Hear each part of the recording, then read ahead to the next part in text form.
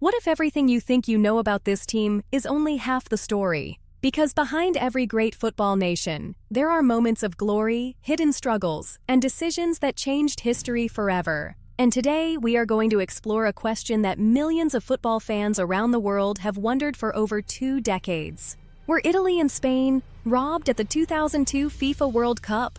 June 2002, South Korea and Japan, the first ever FIFA World Cup held on Asian soil. For most of the world, it was a celebration of football reaching new frontiers. But for two of Europe's greatest footballing nations, Italy and Spain, it became a nightmare they still haven't forgotten. What unfolded in the knockout rounds of that tournament wasn't just controversial. It was, according to journalists, players, and football historians, one of the most systematic series of refereeing disasters ever seen at a World Cup.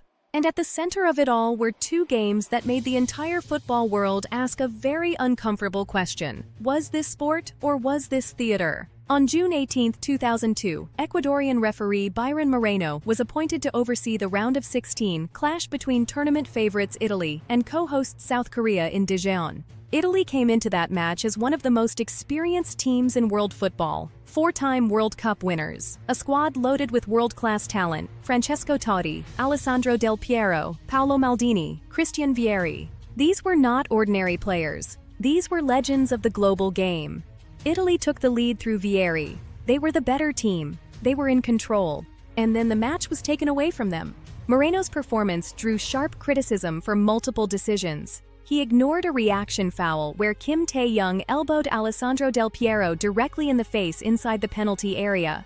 No card, no free kick. Then, in extra time, he showed Francesco Totti a second yellow card for an alleged dive. A decision heavily disputed as replays showed genuine contact from a South Korean challenge. Totti was gone, Italy down to 10 men. Shortly after, Damiano Tommasi put the ball in the net, what should have been a golden goal and the match winner. But Moreno disallowed it for offside. Replays showed it was one of the most marginal calls imaginable. That disallowed Tommasi goal was Italy's 5th goal ruled out during the entire tournament. 5 goals. Gone.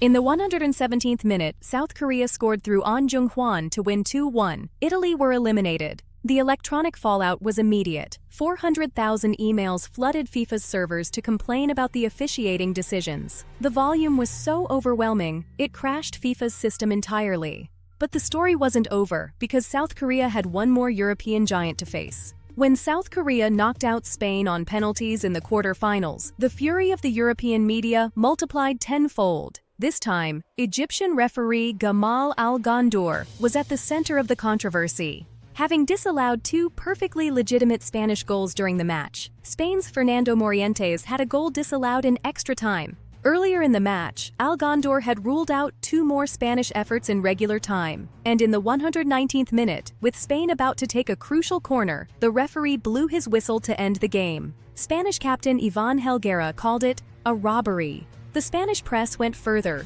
branding the officials thieves of dreams.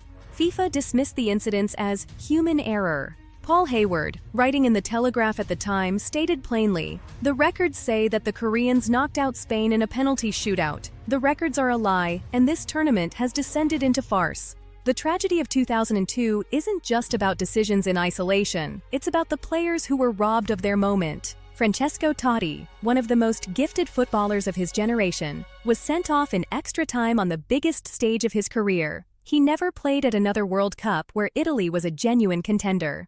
Alessandro Del Piero, Gennaro Gattuso, Paolo Maldini, these were some of the finest footballers on the planet, and they left Japan and South Korea not in defeat, but in disbelief. For Spain, Fernando Hierro was in the final years of his career. Years later, when FIFA's corruption scandal broke in 2015, new scrutiny fell on the 2002 tournament. Reports emerged suggesting that Jack Warner, a former FIFA vice president later charged with corruption, had been involved in assigning referees to key matches, including the Spain vs. South Korea quarter-final. Byron Moreno, the referee from the Italy match, was later convicted of drug trafficking and served a prison sentence after attempting to smuggle heroin. When football fans today learn what became of these officials after 2002, the questions only grow louder. Then FIFA president Sepp Blatter himself admitted that some of the officiating at the 2002 finals had been a disaster. Now, to be fair, and this documentary demands fairness, South Korea's achievement was genuinely remarkable. Coach Goose Hiddink transformed a nation's football culture. The players ran themselves into the ground. The atmosphere in those stadiums was electric. South Korea became the first team from outside UEFA, CONMEBOL, and CONCACAF to reach the semi-finals of a World Cup.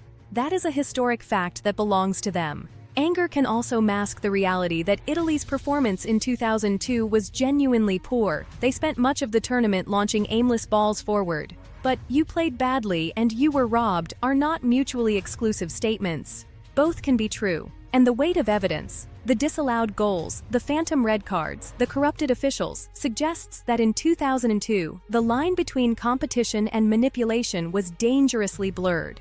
This story matters because football is the world's sport. It belongs to everyone. And when the sport's biggest stage is tainted, it damages the faith of billions of fans who invested their identity in that tournament. The 2002 controversy ultimately accelerated the push for technological intervention. Frank Lampard's denied goal in 2010 accelerated demand for goal line technology. VAR followed in 2018. Both exist because of what happened in 2002. In pain, there is progress. But for Italy and Spain, the progress came too late. Italy went on to win in 2006, a great redemption story. Spain won in 2010, establishing themselves as the greatest of their era. Neither nation needed the validation of 2002. Both found a way to write their own legacy. But history has a long memory. And every time a referee raises a flag, football fans everywhere think back to South Korea in June 2002. Because some wounds in football never fully close. Have we truly learned from the past, or are we simply waiting for history to repeat itself? Like, subscribe, and tell us in the comments, which team do you think was the most robbed in World Cup history?